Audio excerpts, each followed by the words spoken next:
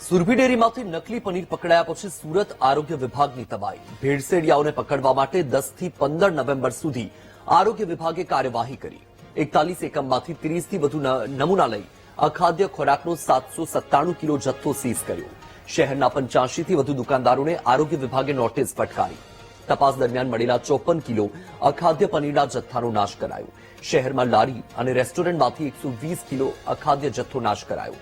Paneer, cheese, analogue, ઘી જેવી દૂધની બનાવટોમાં મિલાવટ વધુ જોવા મળી। ખાણીપીણીની દુકાનોમાં કારીગરોનું મેડિકલ, શારીરિક સ્વચ્છતાની પણ તપાસ કરાઈ। પનીરના 16, ચીઝ, એનાલોગના 3, ઘીના 10 અને મરી મસાલાના 28 સેમ્પલ લેવાયા। લેવાયેલા સેમ્પલ્સને પૃથક્કરણ માટે પબ્લિક હેલ્થ લેબોરેટરીમાં મોકલવામાં આવ્યા છે। સેમ્પલનો રિપોર્ટ આવ્યા પછી આરોગ્ય વિભાગ કાર્યવાહી કરશે। પૂરી વિભાગ દ્વારા ગત અઠવાડિયામાં ટોટલ 41 સંસ્થાઓની તપાસણી કરી અને પનીરના 16 નમૂના, ચીઝના 3 નમૂના, ઘીના 10 નમૂના અને મરી મસાલાના 28 નમૂના લેવામાં આવેલ છે।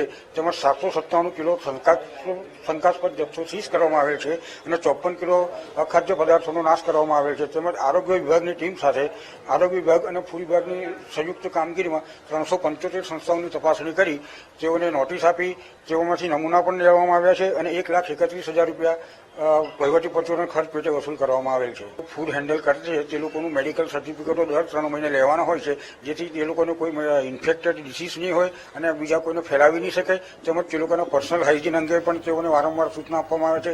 ટોપી પહેરવાનું, ગ્લોવ્સ પહેરવાનું એ બધી પણ સૂચનાઓ તે લોકોને આપવામાં આવે છે।